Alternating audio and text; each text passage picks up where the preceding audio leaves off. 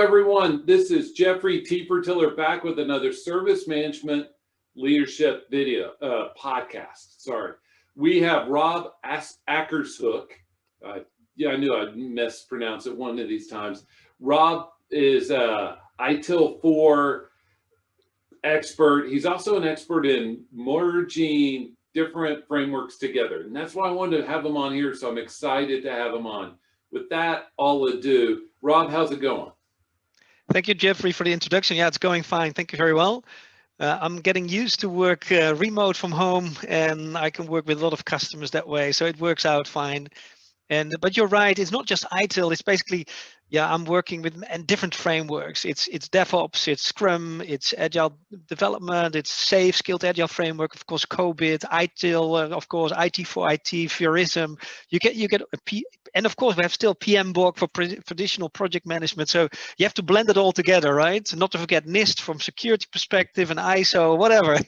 It's all needed to run an efficient digital delivery model, but further we probably discuss that later as well. Yeah. And the part about that that's interesting is there's no one size fits all. And you and I spoke about this earlier. Is I use what we do as an art, not a science, because there isn't a prescription where you could say, okay, do 2 of these, 3 of these, 4 of these, and you'll be great, right?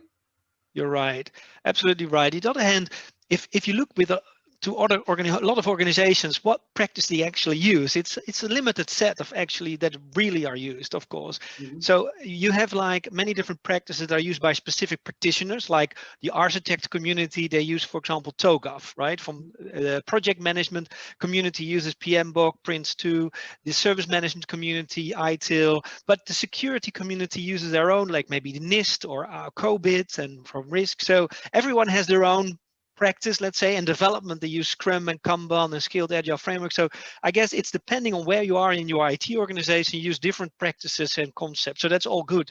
But of course, eventually it's one integrated value stream. So we need to work all together. And in reality, there's only a few that's actually basically the foundation, like ITIL or IT service management, DevOps, Skilled Agile concepts. They are typically used together to build that overall model, and then you have some niche areas for TOGAF, for the enterprise architecture, which is very important from an architecture perspective. But you're right, we need to blend them together because eventually it's all about an end-to-end digital delivery model. So you have to be clever of how to create that, yeah, so-called operating model, right? Oh yes, and you brought up something that always triggers me a little bit, and that is how everybody gets promoted because they are a SME in their expertise area, right? And yep. Now an organization has to take a big picture view and say, we got to merge all this together somehow, right? Because the architects aren't going to go, no, you're right, TOGAF's not any good, let's adopt something else. You know, right. They're going to stick to what they know. Oh, yes, absolutely. And that makes sense, right? For each kind of specialist area, you have specific practices. And then we talk about security risk, architecture, development maybe, and even in areas like for security operations, there are specific capabilities, and maybe for test management, you have test-driven development methodology. So that's all good, but eventually these are maybe not really frameworks, but more like practices you use. And eventually the end-to-end delivery model, they use some of those practices, but it doesn't determine how you actually work in often, right? You need to because how, for example, demand is raised in your IT organization, how you prioritize your demands, how you then get funding for this, and it's implemented and then released and used in production. I mean, it's typically not that you see this end-to-end flow suddenly by a combination of all those practices together. You need to really design that, and it is probably specific to all organizations. Oh yeah. And you don't get it from a let's say a cookbook that says, so this is how you run IT at this moment, at least not. And that's why Rob stays so busy. So let's talk about you, Rob. You've been in the service management field for a long time. How'd you get started down this journey?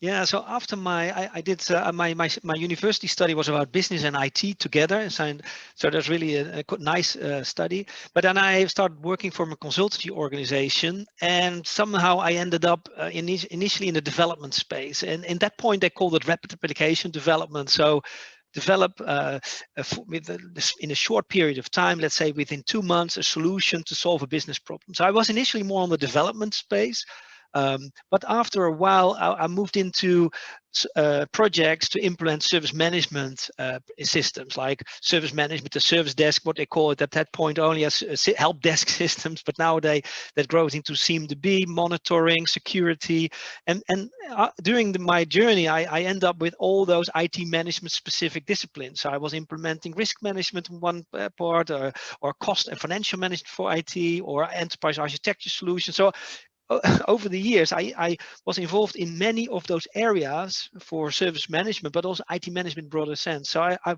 rolled into that IT management space, which is basically not that fancy if you compare it to the real business applications, right? It's typically, I always call it like more like the cellar of IT, right? It's below the ground almost, like, and it's not that sexy in most cases, right? But it's so fundamental for delivering successful IT services. But I think that is the origin of the problem in the market, that business services, like real sexy business services, are very important and interesting, and we spend a lot of investment in there from a architecture perspective and make things work. But IT management, I think, is still, we talk about it because we are in this space, but from an end-to-end perspective, it's not that high on the high priority list, right? So, but hopefully it's changing, that they see, oh, IT management is becoming a critical capability to improve IT in a whole. And if you don't have that successfully set up, then you will not be successful in your business as well. But today, I would say the maturity of IT management, I will cover that later, I guess, in this conversation, is not that high.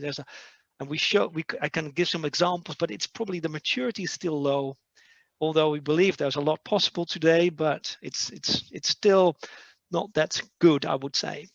All right, I have 2 follow-up questions for you. Yeah. One is, and this is more of a statement, that I think it's because innovation is rewarded in the technology space, or speed delivery, or things of that nature, and the IT management part are the SLAs and the other side. What do you? And that's how it's viewed. I mean, do you agree or disagree? Do you think I'm off on that? No, correct. And that's fair, right? Because it's really about the business service you deliver and the value for the customer. So that's important, right? And nowadays we call them all those customer journeys. We need to optimize. So that's important. But this supporting this, like the underlying processes, like they call them the service management processes and the tooling, and is typically not that interesting for a lot of executives, right? Because they assume it's in place, right? Like the CMDB is a good example always, right? We have never had a CMDB. These have been up to date. But if you're going to talk to the executive, say, we need to solve this, they look at you, come on, we did already 5-6 times a project to improve that CMDB. Why do we need to invest more in those areas? And of course, they invest in a lot of areas like test management and continuous delivery and monitoring. But still, I don't think executives really understand the end-to-end picture of what is all needed to run an efficient IT organization, which is, and it's fair, right? Because it's pretty complex. I show this on the background here. But actually, if you think about the IT management landscape, just talk about tools here, right? For now, there's so many vendors in this market that provide solutions in this area. And this shows you, this is the dynamic market with many different players, with many different tools. This is what the challenge is to run an IT organization, right? If you think about it, if you have a larger IT organization, you need over 100 different tools to manage your IT estate, from development, testing, security, cost management, compliance, monitoring, of course, the CMDB, license management, your contracts, enterprise architecture, whatever. It's complex, and there's nothing in this picture or this you can reject, right? You need testing. You cannot say, I don't need a good test management system or a good CMDB, or I don't need monitoring. So that's the challenge. You need and that's what ITIL 3 had, right? There's so many processes or practices. And with ITIL 4, we got, I think, 34 different practices. And there's even more, right? So it's IT management is, and that's important to realize, is not simple. It's complex. I talk sometimes with architecture community from another business domain, let's say. So I call this IT for IT, right? The IT management tooling process to run IT. So IT to run IT, IT for IT. Now, if you think about other business domains like HR or finance, that landscape is much simpler. And even the CRM. So sometimes if you look at a landscape of call this a domain or an architecture domain, then this is a very complex domain compared to many other domains. So we should not underestimate the complexity of IT management. But at the same, it's the fundamental to get your digital delivery in place. Yes, and many organizations struggle with this, right? It really struggle. Yeah. Yeah, and I want to get into the digital delivery, but one thing you said that was really interesting, and so of course, don't take this wrong, but of course, IT people are going to say yes, let's bring in more IT tools, where the HR people are going to say technology, no, we need more human capital, and I don't mean to poke at that, but you know what I'm getting at, right? Technology people love technology. True. Yeah, and that's a challenge, I think, with IT management, IT for IT, because IT is managed by IT people, and IT people think that they can choose their own tools because they know IT and they can implement their own tools if they need to. And that's what happens, right? You see this picture on the background. Teams select their own backlog tools, their own testing, their own deployment tools. And so we get that many different ways of working with an IT organization, because the technology teams, maybe the network team selects their own network management tools, the operations team have their own, security has their own SIEM, the architect, they select their own architecture repository, the PPM or the PMO, the project management office, selects their own PPM solution. So everybody is keen on their own solutions. But actually, if you think about this whole end-to-end digital delivery chain is pretty complex. And indeed, teams tend to select their own tools, but in reality, there's a lot of rationalization, simplification possible in this. If you call this a DevOps tool chain, if you think about tools, you can simplify a lot. Absolutely. All right, so we've danced around this. I want to jump in. A few months ago, you pinned an excellent post in LinkedIn called the Evolving Digital Delivery Model. Right. Can you explain more about that? Yeah, I just highlighted here on the background a bit, so that picture you're referring to.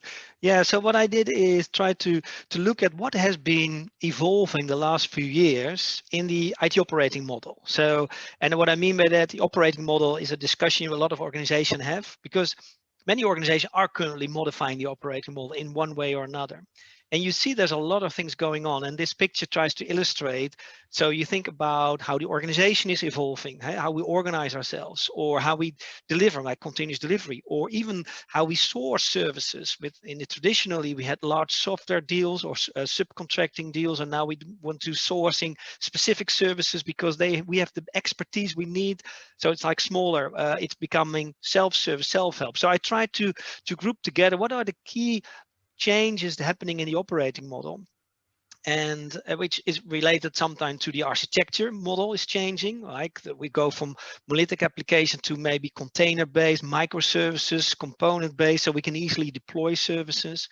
The way we support applications and services is changing as well. In the past, we had the traditional service desk, first line support, second line, third line. That tier-based support model, we need to think about that differently, because we might need to think about, if you have a portal and you have an issue, you can directly resolve it through maybe self-help, or directly route it to the team that can actually solve it.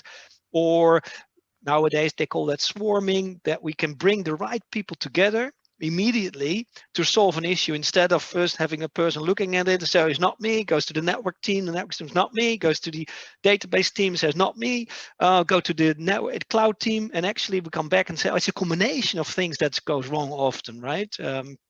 Or it's with the vendor. So you see that many organizations are struggling with this. So I try to categorize what kind of changes do we see in the operating model, which also covers the new ways of working, like DevOps, continuous delivery. But the real challenge is this kind of combination you see in the back. The real challenge is that it's a hybrid model. So we're not all running in the cloud. We're not all doing DevOps. We're not doing continuous delivery. We don't have all microservices or container-based applications. We still have that mix, and that's the real challenge. We have a mixture of all is maybe not the right word, different ways of working in the same organization. So we have SaaS applications in the cloud. We still have traditional custom-built software. We have packages still running. We got cloud native, which is really about the news. And that's, I think, where most people forget that when they talk about DevOps.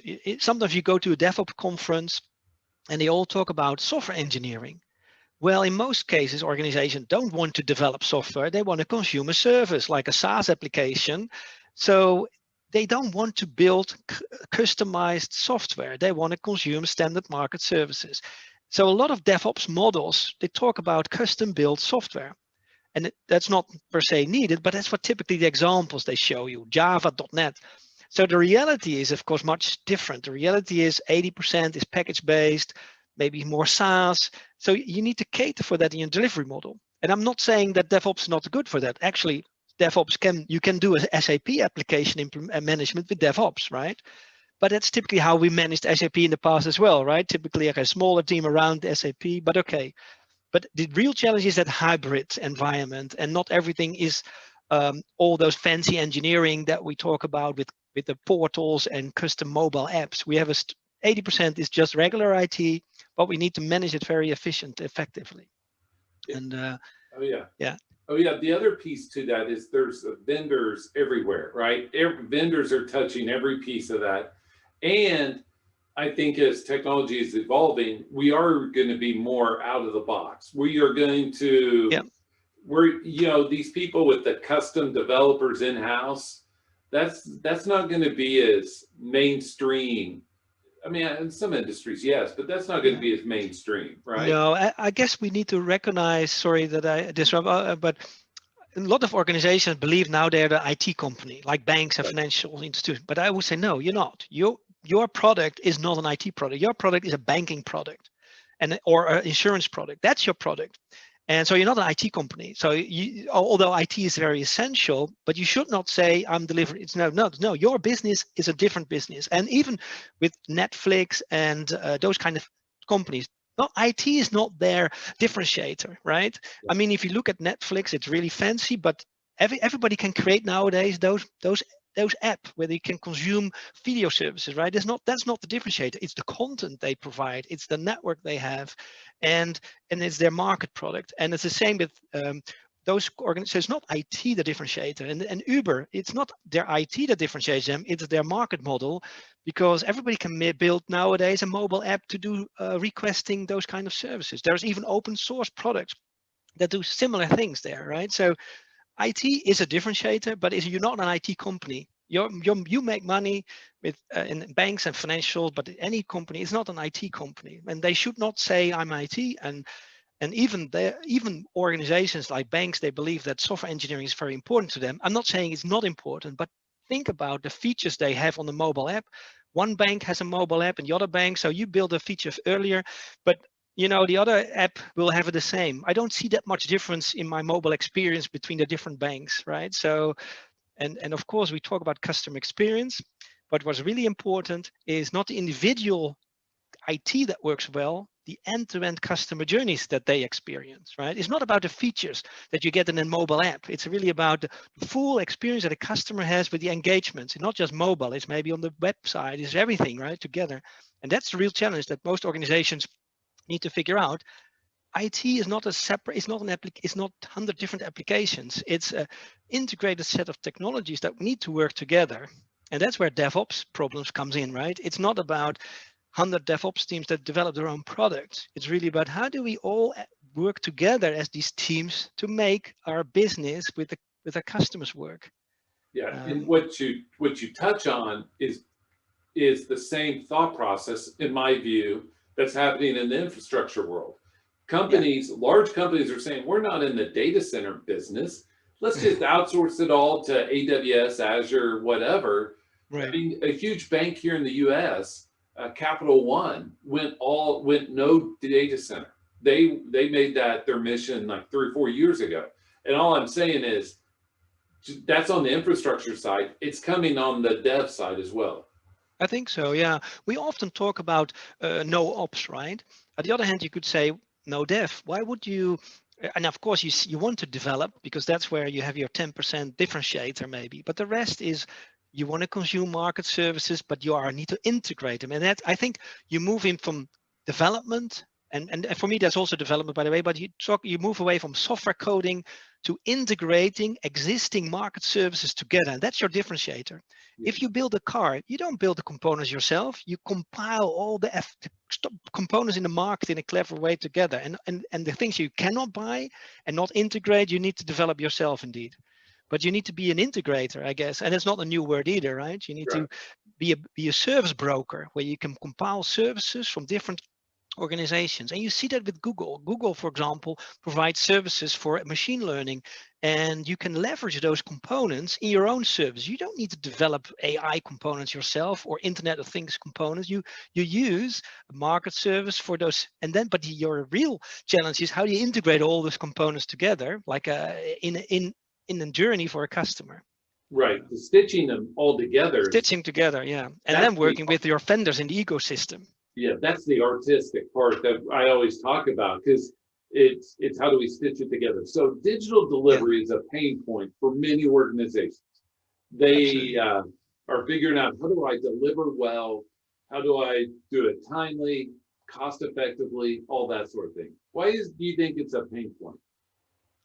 Well, yeah, there are a few reasons why digital delivery in many organizations is a pain point, right? One of the things that I think is a starting point is, and that's the picture that I show here on the background, is that we never designed the end-to-end workflows in IT and all the tooling and the data and the processes. We just have a bunch of processes implemented and tools, and over the time we modified and tweaked it a bit.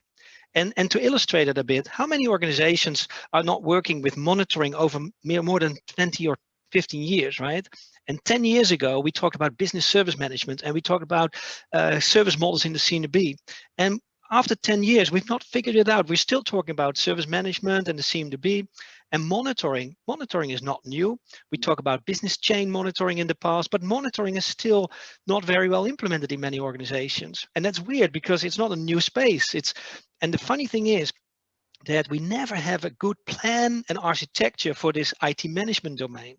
And I just illustrated with an example of monitoring again. Monitoring, if you go to many organizations, monitoring is not very good. They have different monitors in place for the network, for maybe their business application. They have application performance monitoring, some event management, but the monitoring data doesn't come together in an integrated system where you can do the analytics, do the impact assessment. Even where you have a lot of things in place, it's still very limited use, and many applications are not even monitored. So, and now we implement log analytics. Well, you can imagine, but we never integrate and make it work. We just have a lot of investment done the last 10 years in monitoring. But if you go to the maturity of organizations, how well is monitoring implemented? Not that good. How many incidents can we detect prior to that a customer calls the service desk? Well, not that good. Can we measure user experience? No, not that good. Can we even report SLA performance, user experience? Even reporting availability of our service is a challenge, right? For many organizations. And so why is that? That it is because somehow we never architected this and designed this as a real business domain. So I call this IT for IT domain. You see it in the back here. So this shows you kind of an illustration of the complexity of IT management again. But the challenge is that we never created a good solid architecture and vision, how all these components fit together. And to think about the data, because it's just an illustration. There's a lot of data that we manage in IT, right? So it's like we have the demands coming in, we have projects, instant changes, backlog items, test cases, contracts, licenses, config data. That's one of the things we're missing. We miss often a good information model to manage our IT organization. And we need to do a similar practice as we do for our business processes, design what kind of data do I need in my IT organization? How do I get insight in cost and value? Cost is just another illustration. Not many organizations have good insight in the IT cost. Of course, they know their spend because that's in a general ledger, but they don't know what the service costs. And there's not easy to trace back into the consumption and volumes. So, and that is because it's never been designed that way to get this transparency and traceability. So, and I always say transparency and traceability is the outcome of something you design. It doesn't come out by itself. And I think that's the real problem. We need to design this and architect this, because otherwise, you don't get a good IT delivery model. But the funny thing is, most organizations don't have a solid IT management architecture, but they still have a good IT in general, at least they believe. And it's fair to say that in most organizations, IT is working pretty okay. But it works okay because people work hard. If something falls over, we got the right people running around, solve it. But it's not very efficient. There's a lot of frustration in IT organization.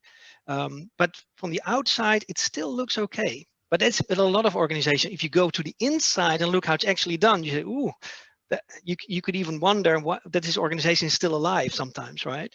So we do a good job because there's a lot of complexity, but there's so much to improve, and there's opportunity to improve. We need to embrace and say, okay, where can we improve? Because there is a need to improve. But maybe I can spend and because most organizations say, yeah, but we're not doing a bad job.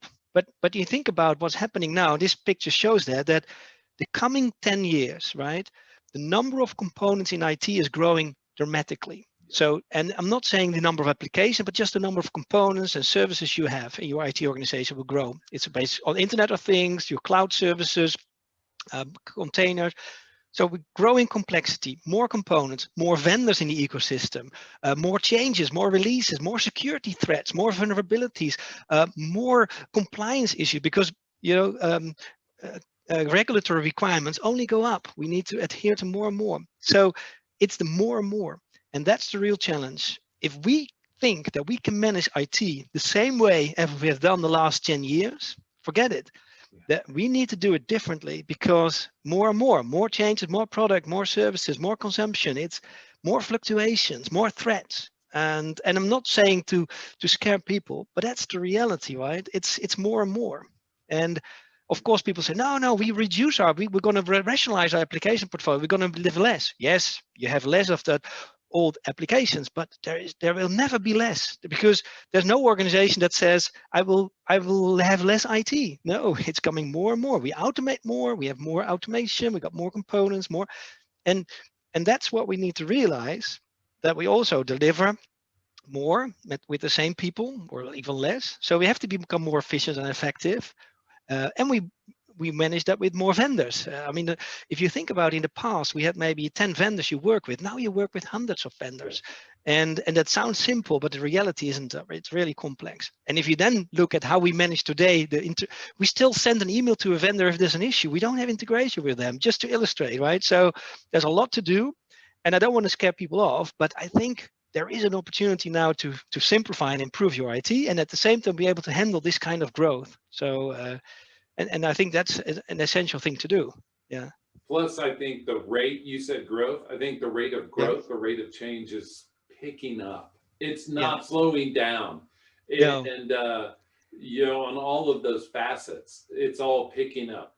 So ITIL 4 will be disruptive. That's my view. I don't want to push it off on you. But it's going to be disruptive for most organizations to implement, because the way they're set up is ITIL v3, operations separate from dev, for one instance. But also your tool manufacturers are still set up on ITIL v3. And so this is going to be disruptive. How do you advise organizations taking that step to try to move to ITIL 4? Yeah, it's a good question, because you could argue even that many organizations are maybe still in a kind of ITIL 2 mode of operations. But maybe it's good to start where are many organizations now in their ITIL v3 journey even? If you think about it, maybe most organizations have maybe 8 processes implemented from ITIL, right? If you think about a process at least. So we have instant problem change, conflict management, service level management, request fulfillment, and maybe some other processes around it, like service level management, service portfolio. And that's your 8 core processes that most organizations have. But now we move into a space that we now want to manage end-to-end. Like here I see in the back, you want to manage IT in an end-to-end way. ITIL 3 was already stating that, right? What's really about end-to-end, but many organizations didn't implement that end-to-end. So, and I think that's the key change, is that forget individual processes, right? Forget individual components, but look at the value streams as a whole. And that's where I think ITIL 4 has a major change. So they say, let's move from process to practice, which is a good way to say, don't focus on the process, but look at practices that you're going to consume, but also look at end-to-end workflows. So call them the value streams. And I think that's a key change. So don't optimize instant process or problem or change. It's really about, in IT for IT, they call it detect to correct value stream, for example. The value stream of we monitor service, we detect something, we try to prevent something, and we solve it. So the end-to-end. Or a new employee comes on board, we need to get this person onboarded, get access to the services. So the whole end-to-end flow you need to improve. And I think that's a major change that most organizations have been around. Okay, look at the process, look at a service management tool. And I think another key change is, so that one is the value streams. The other is service management in the past was very much associated with the service management system, right? And here's your system, and that's what service management is. No, service management today is about portfolio management, your development, your testing, your operations, your security, your compliance, your CMDB, your contracts. It's much broader than, and of course in the past ITIL 3 had that as well, but we never really looked at it end-to-end enough, I would say. One of the reasons was because service management people typically were not aware of what's happening on development. They were people from the ops side or service management side, so they feel comfortable. Most service management experts are really comfortable more on the service management part, but they don't know anything about development, how that actually work, even portfolio management. If somebody comes along with risk and compliance, they look at the, well, yeah, I'm not sure what that's, we need how to embed that, or security. So I think that's a real challenge now. We need to get all these disciplines together: service management, security, finance, portfolio management, business, vendor management. That's the architecture, not to forget the architecture community. Bring them all together. That's, I think, the key challenge. Bring people together. And if we don't bring those people together, this end-to-end workflows will not work, right? And because in the past, we had a lot of service management processes and they didn't work very well because they were not very end-to-end implemented, like change management. Change management was probably the process that was problematic for many ITIL-based organizations, because you could have a change that is starting after the development is done, is kind of request for release, right? But it's not really the end-to-end change process. It's just like after the fact.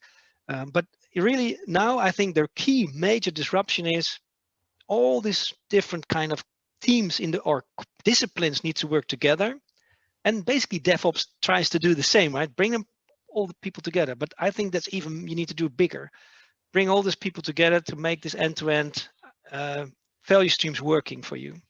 The other side I was going to say is it takes leaders to be able to be up high enough to see it all and make it all work. Yes. You know, because what I've been around, most of the time those leaders come from one of those technology domains, and so they have their pet, but it's hard for them to get up high enough to see it all, to stitch it all together. Correct. And I think that is one of the challenges, I guess, that there's end-to-end oversight. Not many people understand what's really going on in the IT organization. So I think that's a key starter, is get a good end-to-end bigger picture of how we run IT, because then you will finally realize, oh, that's what's really happening. And it's weird that a lot of people don't know that. And it's not, well, maybe it's not that weird. If you're a developer and you are in a development team, you don't understand everything what's happening on the ops side, right? And the same for the architect community, know all that, and security knows their expertise. But you know how this works, right? For the security, for example, they have implemented a SOC, a security operating center, and they get security events in, but suddenly they need to, well, it's linked to an asset, but I have no clue what's running on it. And there they struggle, because it only works, security operations, if it's really tightly integrated with service management, your delivery, your product ownership. Otherwise, how do you manage it? And security to remediation? Right. And I think, and everybody in their own discipline knows where the gaps are in their own area, and they point to other people, but it's now they need to solve it together and work together on this. Oh yes, and it's a big problem to solve, and that's why it can't be prescriptive, right? Because it differs on every organization and the talent, the tools, the vendors of those organizations. Correct. You're right, and now you need to bring it together, meaning.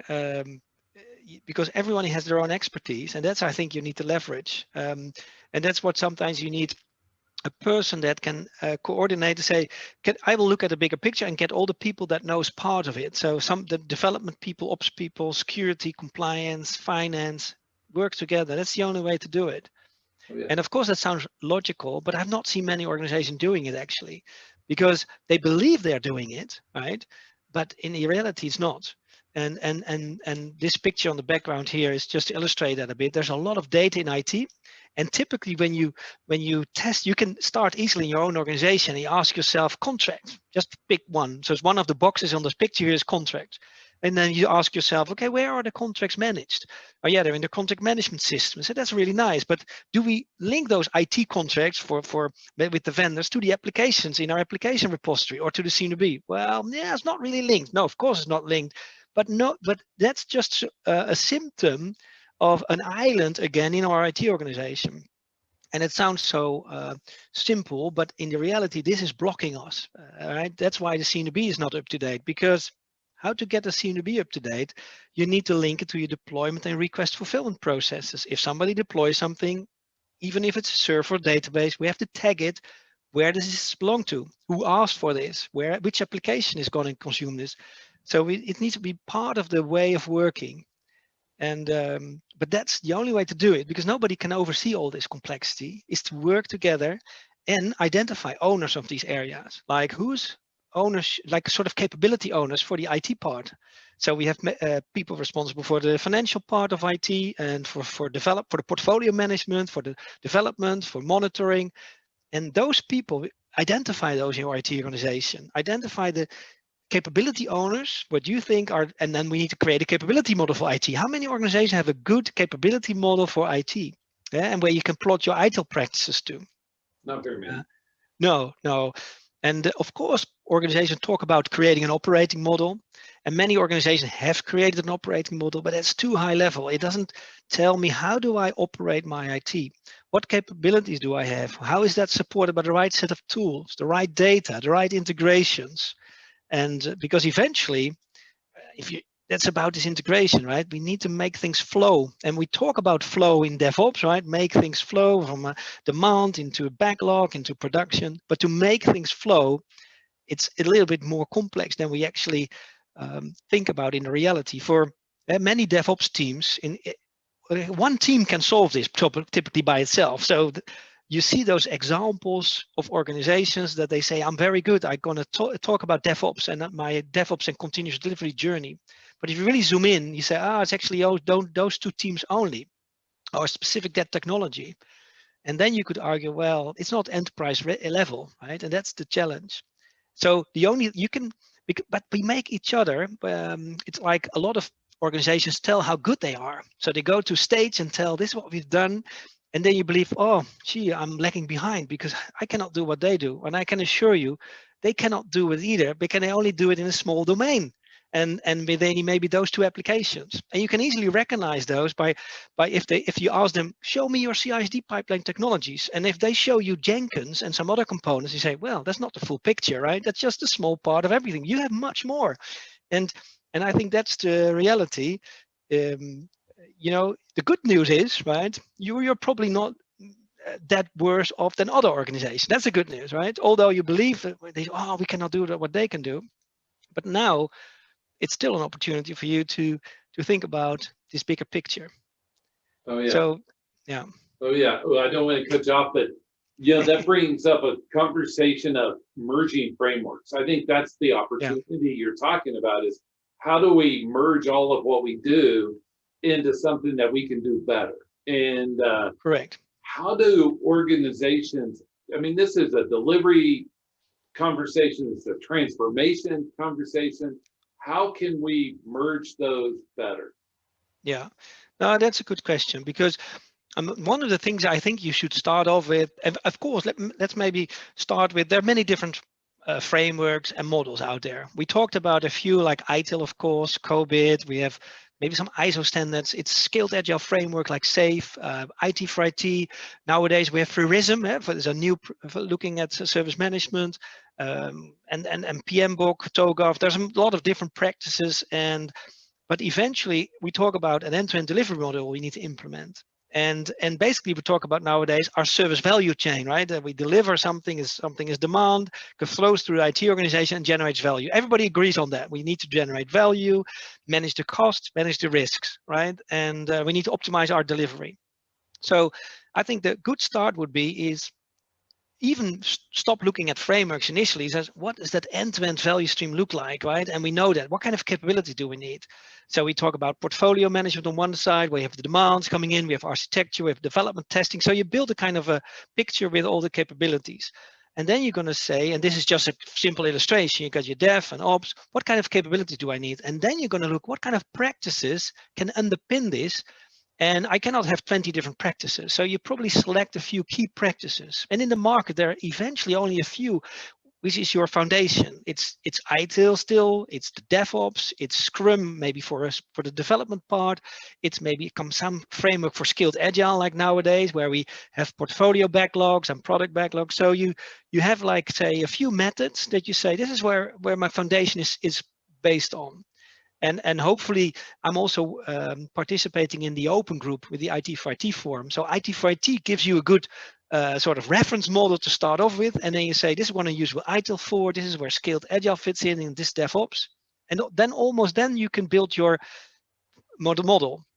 And what do I mean by that model is not more initially than showing how is my end-to-end value stream working with the capabilities and the right set of data and tools, and what practices do I need there?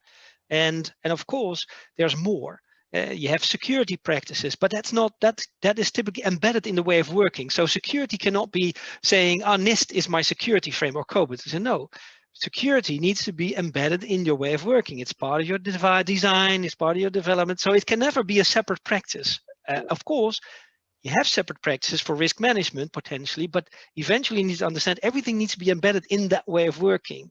So you develop something, you're testing, meaning test also includes security. It also includes risk. It also includes maybe user experience, design thinking, right? So, and that's where you need to be clever because maybe combining it together makes it complex as you think, but in reality, we already do most of the things, only we don't do it very structured.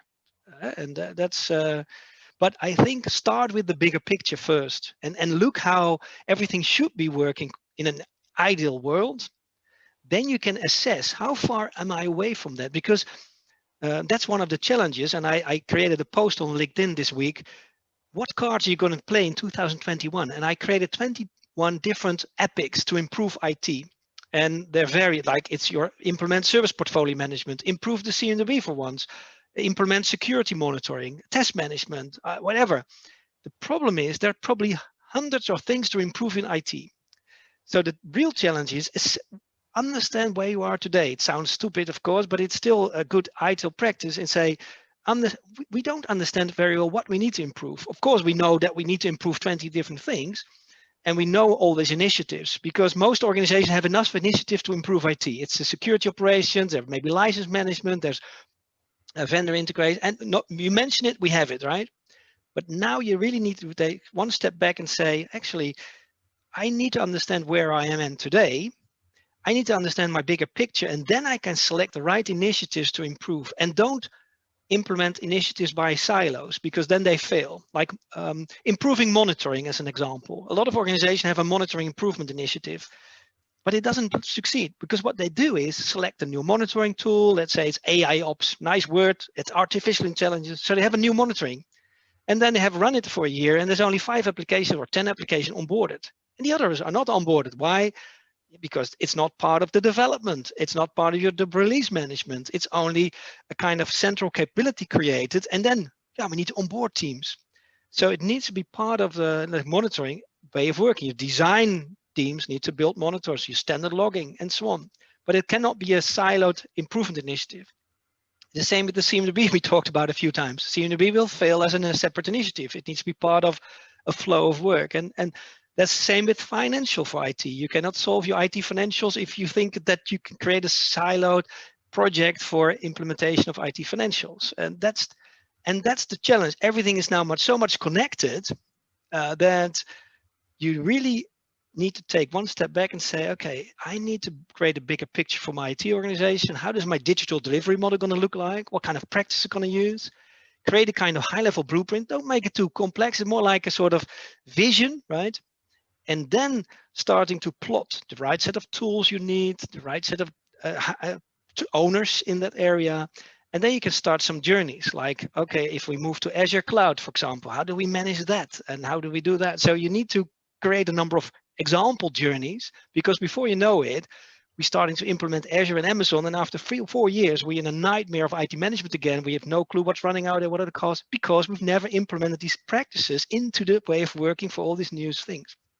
And just to give you an example, if you ask an organization, how many SaaS applications do you have? And they look at, well, I don't know, but I can ask somebody. Now, after a few days, they still don't know, because it's not in the seem to be, it's not in the architecture system, it's not in the contract system, well, not easy to find out. So they have to ask people in an email to send it out, build an Excel, and this is, oh, now we have 200 SaaS applications. And this is how we manage IT today, right? Because we were not in control, we let it go. And then you should ask yourself, if you listen to this session today, do I know how many SaaS applications I have? And if you don't know, it's a signal, it's a symptom, because you could argue you should know, because this is for your business. IT, you manage SaaS applications, you should know. And they should be in the CMDB, and they should be linked to contracts, they should be linked to owners, they should be linked to development teams. And the reason we don't know it is because our fundamental service management is not in place. Because what is service management about? Understanding the services, SaaS applications. So at the time that somebody thinks about a new initiative, new idea, register this as a service, and then it will be developed. But because we don't follow service management practices, because some people on the development side say that's not what we do, then we never have this foundation. So service management is also catering for the foundation of what are the services, who owns them, where they're running. And it sounds so simple, but in reality, we don't do it. And because we don't have assigned the right accountabilities, because service management is not about ops people. Service management is not about dev people. It's about who manages all this, who owns these services, and where are they? And they should be feel accountable. But okay, that's but that's an area. I would even layer in the customer view of those services as well. Yeah, absolutely. The customer, the consumer needs to make sure that what's being delivered aligns with what they want delivered, right? Yeah, well, you touched upon a nice one. How many organizations, and we talk about SaaS as an example, how many organizations have a good overview of their services? And that is plotted to their customers. And do they have the conversation with the customers? This is what you consume from me. What do you think about these services? And of course, we have it in place, fragmented in different places, but we don't have a good understanding of our service portfolio. And the word service portfolio is a little bit polluted, because if you talk about service portfolio management, the development people will talk about, but that's ops, that's service management, right? And it's a no, wait, you need to understand your services. Yeah, but we talk about products. Yeah, the dev teams, DevOps teams say, no, we don't talk about services. We talk about products. And the architecture, maybe talk about applications. So we have different constructs, application, product, services. What are we delivering to the business? Well, that's what we need to agree on. We deliver to the business something, and they need to recognize it. I'm fine, whatever you call it, a product, but you need to create a good understanding what are the products I deliver, and link it to the business processes, of course, and their business capabilities and the customers, absolutely. And that's probably where any journey, digital journey starts. Start with the business model and the customers in there, understand how the business is enabled by IT. And so it's basically a business capability model, the IT in the sense of business services, IT business services. And that's where it starts, understanding your service portfolio. And under the business portfolio, you have your infrastructure services and portfolio, workplace services, network services, but that all together needs to be defined. And most organizations don't have this solid foundation of all these services they provide. And the funny thing is they sometimes believe they have it, but the person that's listening now onto this conversation, they really need to think about, do I have a good service portfolio? Think about it yourself. And if you don't know a single list of all the services, there's something wrong. And I can assure you, many organizations, when I talk to them, do you have a good overview of your services or products or applications? Then they say, yeah, I think we do, because I have it in the CMDB. It's okay, let's go look at your CMDB. They get a list. They get 600 applications in the CMDB. They go to finance and they talk about 300 services. They go to enterprise architecture. They talk about 500 application components. They go to the development teams. They have 600 teams or 100. There's no joint definition of a service or product. And that's really a problem. So we need to fix this problem of, and I call this the service backbone, right? The backbone of IT is understanding the services. It sounds so simple, but or call it products, right? Digital products, your digital services. Define the owners, define how it enables the business. Then if you have that foundation right, plot it to the right teams, development teams, ops teams, and then that's already a good foundation. But it's not about the administration itself, it's about how do you maintain that? And that comes, and then you come back to service management again, right? So yeah, maybe this picture on the back is about, in the center, we have our products and services. And to deliver better, cheaper, faster, you need to fix the center. The center is about my products and services. And it sounds so simple, but it's not that simple, right? It's very complex. Because how do you maintain this simple list of services? It sounds so simple, but I can assure you can only do that once you have defined together a principle that we say, if we develop something, if we invest in something, if we need to register this product first or service, get an ID, get a name, get an owner, we put it somewhere, appoint an administration, what is the master? And if somebody wants to buy licenses, contract management says, oh, is this service on the list? No, I cannot assign a contract. If I want to do a project or I want to assign a team and they say, hey, where is the product not defined? Then I cannot do this. That's what you need. You need to kind of discipline and say, we need to create this. And it sounds like bureaucracy, but it's not. It's about lean and agile. Because what is lean and agile about? Lean is about lean administration, and we don't update things later on. So we do it at the way we do. So if we start working on a new project or a new initiative, we need to create a product ID or a service ID. And then you can arrange a contract. It's like the same as traceability. It's not about administration, about traceability and lean way of working. So we don't need to solve administration later on. And that's where people typically see service management administration as a bureaucracy or as a sort of overhead. This is not overhead. This is your fabric to create a digital lean enterprise. The fabric is traceability. And the fabric is basically, and it's in the bottom again, the products and services you have. Because everything you do in IT is linked to your products and services. Is it a new initiative, new demand? Is it a requirement? Is it an incident? Is it a change? Is it a cost? Is it a contract? All linked to your products. So I can assure you, if you don't have a good product backbone, your services defined, you cannot manage IT efficiently. Now, and it's not about setting up a CMDB, right? Because that won't solve. No, it's about how do you maintain this list of services first, and it's about service introduction management, right? And there doesn't exist a process. In the past, we had service strategy in ITIL v3, which is service portfolio management sitting in there, but somehow we never implemented this kind of philosophy that everything we do in IT, we start to create a service introduction first. We create an ID and a name, an owner. I was working for a large oil company where they had about 6,000 projects per year, right? And it's about 1.5 billion cost for that.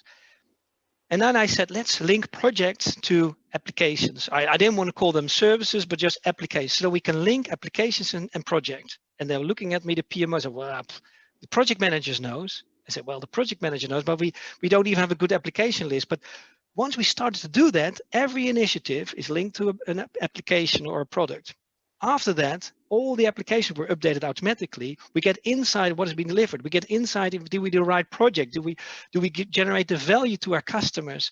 And we could reduce cost with 30% of the project investment in the right set, because only to create visibility, only create transparency to do that.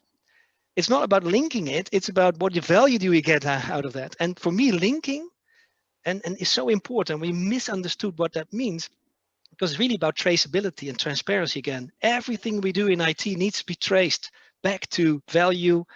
Now, value and risk and cost can only be traced back to the product or the service, because it's not about a project. A project doesn't deliver value. No, it's the outcome of a project, basically a service or an application, meaning everything needs to be traced back to that. And if we can do that very cleverly, yeah, we have gold. So transparency and traceability is the new superpower, I always say. To get superpower in your IT organization, the only thing you have to do is create transparency, traceability. That's a simple thing you need to do.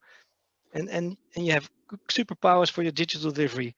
I only laugh because as simple as that. I only laugh because that's simple. That's like, oh, the 3 keys to a good marriage are, given that, it's yeah. different. Well, yeah, you're right. Yeah. You know what I mean? Something like that. Something like that. And I've married 20 years almost. So I appreciate you being on for the first episode, Rob. This is a lot of information to take in. Audience, stay tuned for episode 2, and we'll have that next week.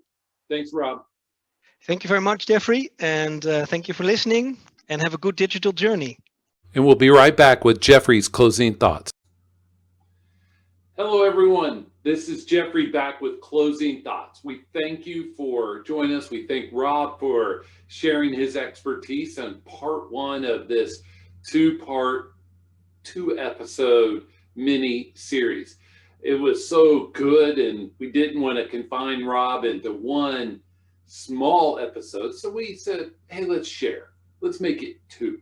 So 2 closing thoughts. 1, please understand that ITIL 4 is coming, and it's coming quickly, maybe not as quickly as some of the ambassadors want it to, but your organization is going to have to adapt. I'm not even saying adopt, but adapt to that as things start catching on, as the tool makers start catching on. And so be thinking of how can we implement slow increments of ITIL 4 as we go along. Service management leadership, we can help you with that. But second of all, another thing we can help you with that is probably just as key or bigger for most organizations is the integration of ITIL and other frameworks like Agile and DevOps. Rob and I get into that in the next episode, so stay tuned. But this is a big deal for many organizations, is how do we incorporate what we do really well in our ITIL processes and what we want to do really well in our Agile delivery. How do we make that into a nice marriage? And many organizations are facing that. We can help you. Many organizations can help you, but be thinking of that in a strategic mindset. And Rob and I will have more discussion on that next episode. Thank you once again for joining us. This is Jeffrey, and I hope you have a great, great day.